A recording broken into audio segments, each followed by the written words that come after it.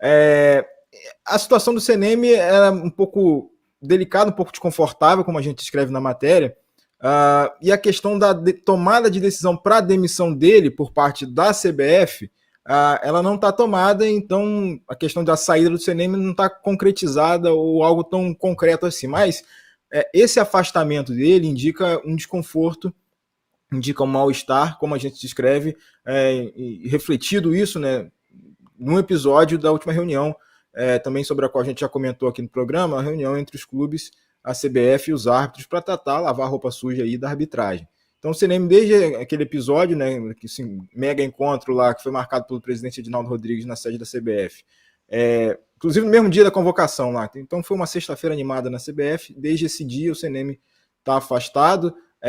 A gente usa um termo chamado esgotamento, né, para definir um pouco o cenário, o contexto que ele está passando agora. Uma situação que é pessoal, claro, a gente também precisa preservar um pouco a intimidade, né, a individualidade, o sigilo dele em relação às questões de saúde dele, mas isso está refletindo e tem como contexto também o ambiente no qual ele está vivendo, de pressão, de cobrança, de até momentos em que ele é desautorizado pelo presidente Edinaldo Rodrigues. Então, no meio disso tudo, os árbitros ficam sem entender nada, não foram formalmente avisados, e como a gente já falou aqui em outro programa, o Emerson Augusto de Carvalho está conduzindo a comissão de arbitragem nesse momento, com auxílio do Wilton Moutinho, que é outro membro da comissão. Então, árbitros aí observando as pressões que vêm do mundo externo, né, dos clubes, cobranças intensas, sobretudo nessa parte atual do Campeonato Brasileiro, com muita gente com um futuro para ser decidido aí nessas 11, 12 rodadas que faltam, e no meio disso tudo uma pressão sobre o CNM, que por enquanto, enfim, como eu falei,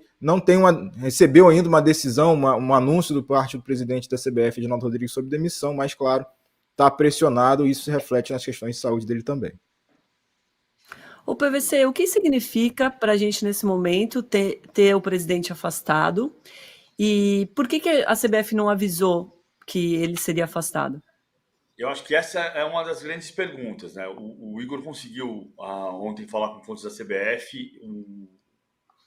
Teoricamente, tem presidentes de clube dizendo que o CNM já foi demitido, já está decidida a demissão, mas o Edinaldo diz internamente que não. Então vamos ver o que vai acontecer nas próximas semanas. Uma pergunta que eu vou fazer para o Andrei na sequência é o que pode acontecer se alguém demitir alguém sob licença médica contestada, do ponto de vista legal. Mas assim, só para um ponto importante que eu acho, tem uma questão política em relação à Federação da Bahia, né? Em 2021, o Leonardo Gaciba foi demitido depois de um erro do Vinícius Gonçalves Dias Araújo num jogo Flamengo e Bahia. O Bahia reclamou porque a bola bateu no peito do zagueiro Conte. O árbitro foi no vídeo, voltou com a decisão de marcar pênalti. O Bahia protestou. O Bahia não é o clube de origem do Edinaldo Rodrigues, é o Vitória. Mas o Edinaldo Rodrigues é da Federação da Bahia. Desta vez, a reunião de emergência foi convocada para dia 23, sexta-feira, 23 de agosto, 4 dias depois do erro do Marcelo de Lima Henrique, que validou um gol com o Dineno usando o braço, no jogo Vitória 2, Cruzeiro 2. Naquela ocasião, o presidente do Vitória deu um depoimento muito árduo, dizendo que a quem interessam os erros a favor de Corinthians e Fluminense?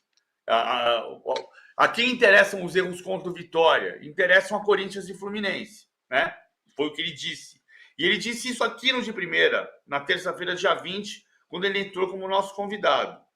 Na quarta-feira, dia 21, o Edinaldo convocou os 40 clubes e o CNM para uma reunião na CBF. E os depoimentos são que depois de uma longa discussão entre o Mário Bittencourt, presidente do Fluminense, e o Fábio Mota, presidente do Vitória, que o CNM estava defendendo a arbitragem com algum sucesso e desautorizou o CNM dos vários episódios que são relatados por gente da CBF da arbitragem, de desautorizar executivos, não só da arbitragem, executivos da CBF. O CNM não foi a primeira vez que se sentiu desautorizado e logo depois ele apresentou atestado médico, segundo a CBF, oficialmente pressão alta, né, Igor? Mas o que está se falando é de esgotamento mental e ele está sob licença médica desde então. Essa é a grande pergunta que você fez, para voltar para a tua pergunta, Domitila. Assim, se a reunião era de emergência, se há uma crise na arbitragem a ponto de chamar uma reunião de emergência, se logo depois da reunião de emergência o presidente da comissão de arbitragem se licencia com um atestado médico, como é que a CBF não avisa os árbitros, os clubes e a opinião pública de que houve um problema na arbitragem e que o executivo da arbitragem está fora? Não estávamos sob uma situação de emergência? Então, essa informação é preciosa para os árbitros, que são chefiados pelo CNM, para os clubes que estão protestando contra a arbitragem e que precisam saber para quem protestam. Claro que alguns clubes souberam informalmente, árbitros também, mas souberam por rádio corredor. Andrei, muito bom dia para você. Obrigada mais uma vez por participar aqui com a gente. Queria repassar essa pergunta do PVC para você. Ele pode ser mandado embora depois de um afastamento por problemas de saúde? E está sem áudio. É aquela teclinha básica on-off. Oi, Domitila, tudo bem? Bom dia, legal estar contigo, PVC, André, Igor. Parabéns pela reportagem que mostra aí, eu acho que um pouco do caos que o futebol brasileiro está vivendo, né? O futebol brasileiro, quando a gente fala em negócio, em profissionalização, ele ainda tem um caminho longo a percorrer, né? E um deles está caracterizado por esses problemas que a gente tem repetido, ou repetido na arbitragem brasileira, né? Lembrando que há pouco tempo, Domitila, há cerca de um mês, mais ou menos, o Ministério Público do Trabalho encaminhou à Confederação Brasileira de Futebol uma série de reivindicações, obviamente não foram imposições, mas sugestões, porque ela não pode interferir na autonomia esportiva, numa entidade privada, mas para melhorar a arbitragem brasileira. Né? Um dos pontos tocados foi que essa organização, essa classe dos árbitros, ela não é organizada, não é de força.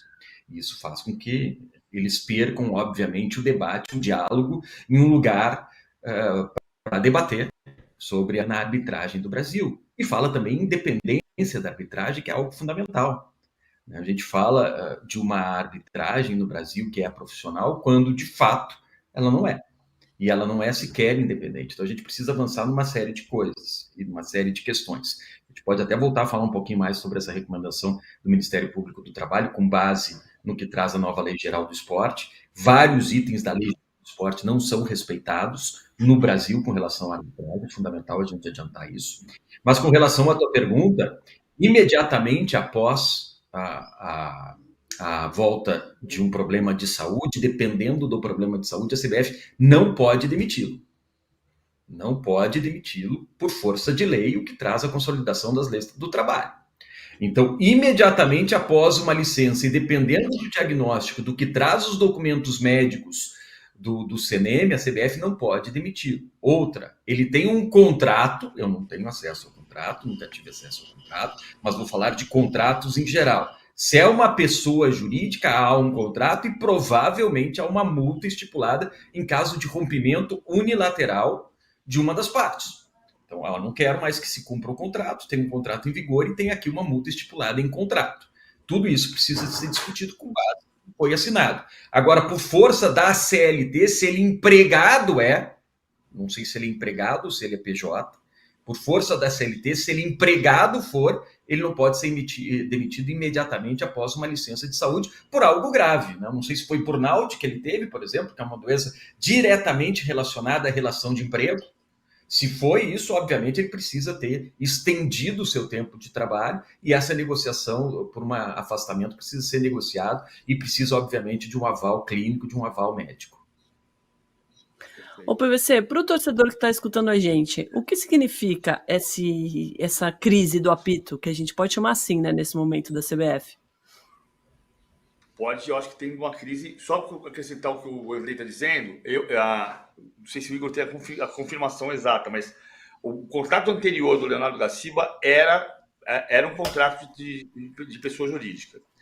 E quando o Gaciba foi demitido em novembro de 21, ele foi substituído, mas não foi demitido. Na época, não se divulgou isso, mas o Gaciba recebeu todos os salários por mais 6 meses até o término do seu contrato. Ele foi afastado das suas funções, mas ele continuou recebendo seus salários porque a CBF preferiu apagar a multa. Eu acho que a questão... Tem dois pontos para a tua pergunta, Domi. O que está aparecendo, e o Igor pode me desmentir, claro, o Igor está mais presente no plano da CBF, mas o que a gente tem de apuração, André Hernan e eu, vem na linha de que não é só no departamento de arbitragem. Por exemplo, há um depoimento de que todos os cartões corporativos da CBF foram cortados e que as compras têm que ser feitas mediante pagamento com cartão pessoal e depois você voltar e pedir um reembolso que demora horas. Os clubes da Série B estão reclamando da demora da divulgação do desmembramento de tabelas, porque o desmembramento de tabelas está sendo feito diretamente na mesa do Adinaldo. Porque o Adinaldo é centralizador. Então, ele não autoriza o departamento técnico a desmembrar a tabela e ele precisa avalizar o desmembramento. Isso atrasa a logística dos clubes da Série B, por exemplo, quem quer sair do Amazonas e ir para Santa Catarina. Porque eles precisam de um voo que coloque toda a delegação no mesmo voo. E tem clubes reclamando muito disso, da demora que se deve, pelos depoimentos todos, ao centralismo que existe na CBF. E a falta de autonomia. Então, a crise da arbitragem brasileira, ela é antiga. Hoje ela tem particularidades que se devem exatamente a essa questão de você. Se você tem um executivo, um cara que você contratou a empresa dele, para ser o responsável pela arbitragem, ele precisa ter, claro que uma liberdade vigiada, mas se você delegou para esse chefe da arbitragem, me parece que não se pode discutir lavar roupa suja em público, ainda que você possa chamar o chefe da arbitragem e dizer, cara, eu não estou gostando disso, eu não estou gostando disso, eu não estou gostando disso. A reunião tem depoimentos de depois haver uma reunião exclusiva dos árbitros, depois da saída dos clubes, em que o Reginaldo começa a discutir rodinha sobre árbitro que tinha que dar cartão amarelo. Cara, me parece que esse não é papel do presidente da confederação. É papel dele falar ao presidente da comissão de arbitragem e perguntar o que fazer para acabar com isso. Mas isso depende de respaldo, depende de autonomia para o setor, que é o que se está discutindo. Que é por isso que está se falando que o CNM, a frase que eu ouvi foi: a máquina pifou. Por que pifou? Por repetidas advertências públicas que podem ou não configurar assédio moral. Né? Ou seja, ele está com burnout. Quem vai dizer isso é o médico, não sou eu. Ele não tem mais informações de bastidores dessa crise, né? Voltando um pouco nesse assunto específico da arbitragem, quando houve assim, o pedido para afastamento e tudo mais, isso foi no meio do furacão de erros de arbitragem, né?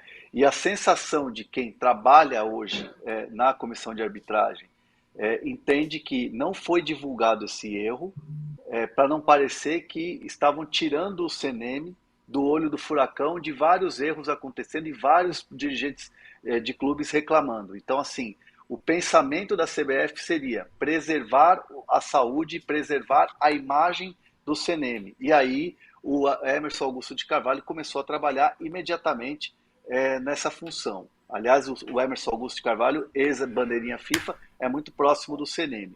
Só que o que causou um estranhamento nos árbitros foi esse movimento ter sido feito às escuras, no apagar das luzes, sem ninguém ter sido avisado. Então, assim, os árbitros até mais experientes, os FIFA, o grupinho de elite dos árbitros, eles ficaram assim, um pouco até...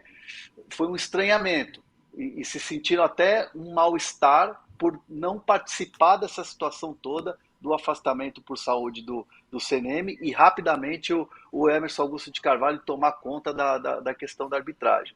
Então, os árbitros estranharam e se sentiram até um pouco desrespeitados em relação a isso. E os principais árbitros que hoje apitam no futebol brasileiro entendem que a cadeira do CNM é a cadeira mais difícil de se trabalhar hoje na CBF. É impossível trabalhar tranquilo sendo presidente da comissão de arbitragem no futebol brasileiro e com a crise que está na CBF e a falta de respaldo que existe do presidente Edinaldo. Esse é um pensamento dos árbitros. E assim, os árbitros trabalham toda hora pressionados. Jogador, dirigente, os clubes com a nota no dia seguinte. Nenhum árbitro hoje que apita a Série A trabalha tranquilo. Todos eles trabalham com pressão. Então essa situação deixa muito claro, coloca luz numa situação que já vem acontecendo desde o começo do Campeonato Brasileiro. Então os árbitros não estão tranquilos, não estão bem, e isso tudo cria uma crise ainda maior, e os clubes já sabiam do afastamento, né?